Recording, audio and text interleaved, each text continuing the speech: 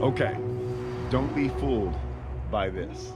Whatever this looks like has just gotten like this in like the last 10 minutes. Because, yeah, it's been raining, pouring. It's been like this for the last 2 or 3 days. This is the first time I've seen sun.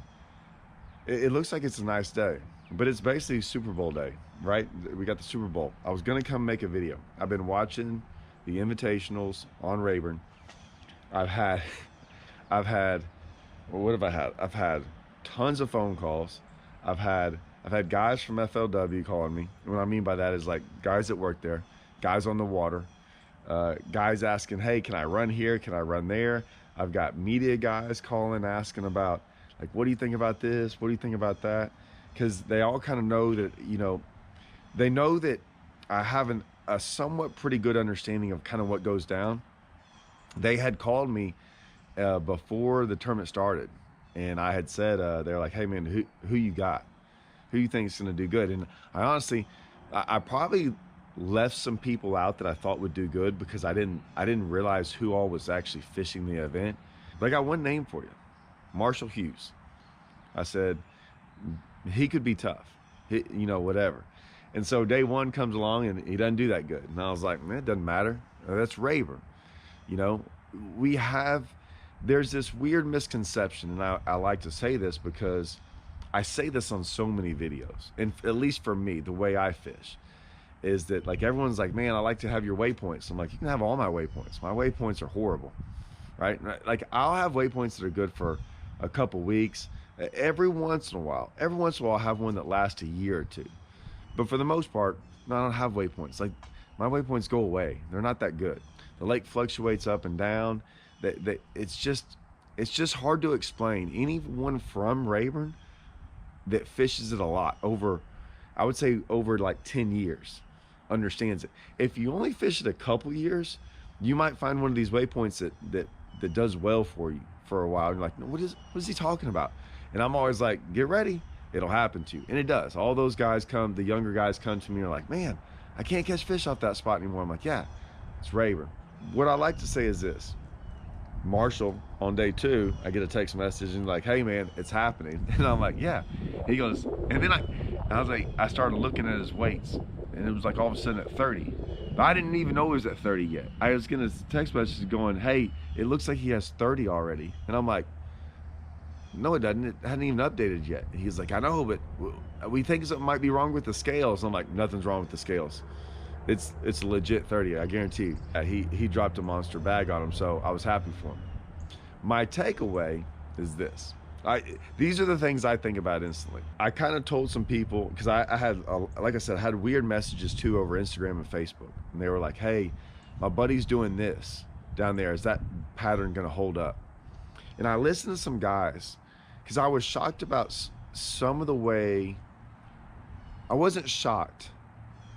How do I explain this? Okay, I was surprised at some of the guys fishing the way they did, caught an 18, 19, 20 pound bag, because I know sometimes it's very hard to do, sometimes live scoping the way they were doing it. On the flip side, that I had to go back to where my mind goes on Rayburn all the time. And I used to have this conversation with Bradley Holman all the time. And it was about like flipping bushes. And I've never been a guy who flips bushes, right? I've done it, but I don't really flip bushes in tournaments because I don't think it's a way to win.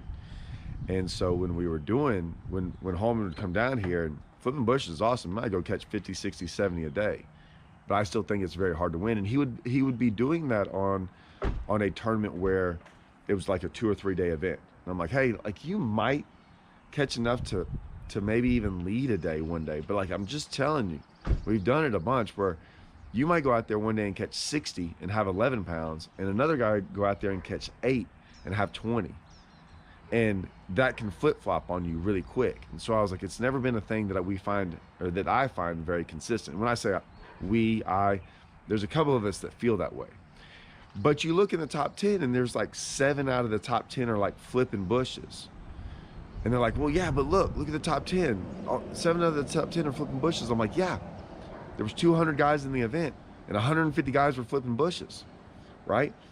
But there was like 10 guys doing this other pattern, and 3 of those guys, right, made the cut. And one of them's probably going to win. And almost like, I mean, like I call it, that's who usually wins. And I said, now the difference is if you took all those 150 guys and put them on that pattern, the whole top 10 would have been that pattern. And so, yeah, I was shocked because I'm looking at how some of them are live scoping, and I've done what they do, but I also told a lot of these guys in messages, man, 12 pounds can be your day. I'm just telling, like, what they're doing, it can turn into a 12-pound day very quickly. And for some of them, it has. And then some of them just catch 12 pounds both days, or 11 pounds. And so I was trying to explain that to them, that it's just Rayburn. And some of them are doing good and some are not. I did tell them about when I was on live the other day, I mentioned Drew Gill. And listening to Drew Gill about what he was doing, I said was a little bit closer to what I was doing, and because when I went out there on Tuesday and caught a giant bag, practicing for the event for next week, I noticed no one was really doing what I was doing. Like, there was guys out there practicing, but no one ever got within a quarter of a mile of me. I mean, no one was even close to me. And I was watching where people were at, and I'm like, yeah, they're not focused on what I'm focused on. And I would say Drew was closer to that pattern. I don't say he was doing what I was doing, but he was way closer. And it's because it's hard. It's hard to look at what they're doing and understand exactly what they were doing. Like, I'm from Rayburn, and this is kind of the problem, I think, when you hear a lot of this stuff about learning stuff about this tournament. I'm from Rayburn. I know what they're doing. I get it. And even then, I probably wouldn't learn anything from watching them. I'm not watching. I'm watching for other reasons, but I'm not learning anything from them.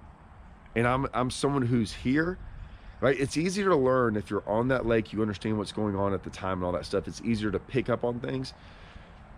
I'm not picking up on anything. So I couldn't imagine what it is from people watching that've never been there and understand that like, I'm telling you, it's not rocket science. It's not like it's over your head. There's just not really an explanation of what's going on. So I personally don't think anyone's really learning anything. Maybe I'm wrong. That's just my observation. I also made a comment the other day on live. I'm going, hey, I'm a guy who, when I was younger, would look at my schedule and circle events. I would circle this event. I did it on FLW tour. I was like, oh, Rayburn. Right, I'm gonna circle Rayburn. And then Rayburn, it wasn't my first big ever giant tournament, but like second or third of a professional, like, FLW style event. It's 11 foot high. It's the highest it's ever been in the history of Rayburn. Local knowledge did nothing for me. And I've learned that when I try to do that, when I try to plan it out, going, oh, it's gonna be good, freak things happen. Crazy storms, flooding, just the most unique weather comes through. So I'm used to that.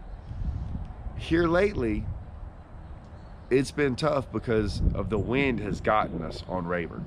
Like, it's the wind is our worst nightmare on Rayburn. When it's windy, we can't fish a lot of the areas we want to fish. I mean, it takes out whole sections of lake. Like, one side of the lake you can split in half and almost you can't fish that one side of the lake. Like, it does that to us. And so even in this last tournament, we tried to plan for the wind, and we had this major flooding, and I've never seen them. There was another freak thing happen too, where they were letting water out because they're trying to fix the dam, or they're trying to work on stuff. Usually they just let the lake fill up, but they've been trying to keep it low. And so they were pulling water for flood control lake, to where we'll let water come in and let it out slowly. Like, we hold the water so we don't flood everyone downstream. They were like letting it out, which was pulling this mud out of these creeks and rivers. And it muddied up the lake. If you hear a lot of those guys talking about now how, like, hey man, like, no one's up north. Well, we happened to fish the tournament right when that mud hit. Like, we went up there and looked the evening before, and for miles you couldn't see mud. And the next morning it was there. Like, it had traveled miles down there to us. So, like, stuff like that has happened to us. I'm looking out there going, how in the world did they get 3 days in February where it's basically slick? And the wind finally just hit the other day, because I'm telling you, if it had blown, all the live scopers would have been in trouble. They would have been in trouble, and this event would have looked totally different, because you can't go fish that way. You can fish that way, but it becomes 10 times harder, and your areas get way smaller. You can't be on the main lake, a lot of those places. I mean, it would have changed a lot of how this tournament went down. And I'm just sitting back here like looking, going, you know, and I'm not even talking about live scoping. You just can't fish some of these areas where some of these big ones get. And so, yeah, I was like, they lucked out on that deal. I looked at that. I looked at some of the shallow guys. I mean, I looked at some of the locals that down there that didn't catch them. Look at some of the great live scopers that over the past year or two, they didn't catch them. You just look at some things.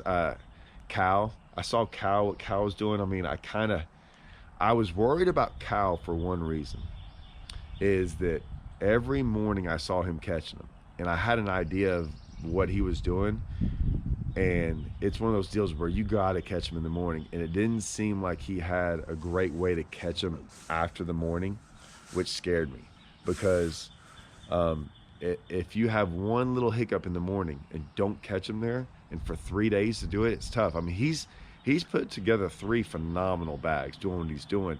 It just looks like he's had a very hard time culling after about 9 o'clock. We still got time left. Marshall has a chance to like still make a little comeback, but I still kind of know the way he fishes, so it's gonna be questionable on whether or not he can do it. I don't know. Drew Gill's kind of doing his thing. Drew seems like he's on a pattern of it doesn't matter, he just needs hours. I've been that way before. I've been that way. I remember down there when I was fishing Amstead before, and I broke down. I was leading the event.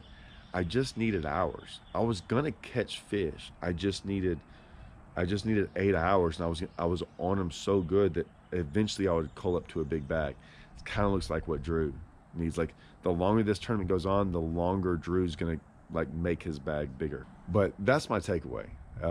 We'll see how it shakes out. I'm gonna try to get this video out before the tournament's over, and then hopefully this week, I've got a lot going on. I'm practicing. I'm going down to Yoder's to go have him not even work on my boat. He's gonna install something new that maybe I'll talk about. I'll probably film it all and put it on here, but he's gonna install something new on my boat.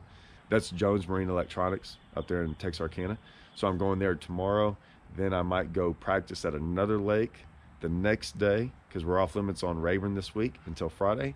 And then maybe I can, I think I got Brian New coming on my podcast this week. I don't know when that's gonna be, Wednesday or something, Wednesday or Thursday. And then, hopefully I can make another video and kind of talk about who wins this thing. All right, that's my little update, guys. Stay tuned. Should be a pretty cool weigh-in. See y'all.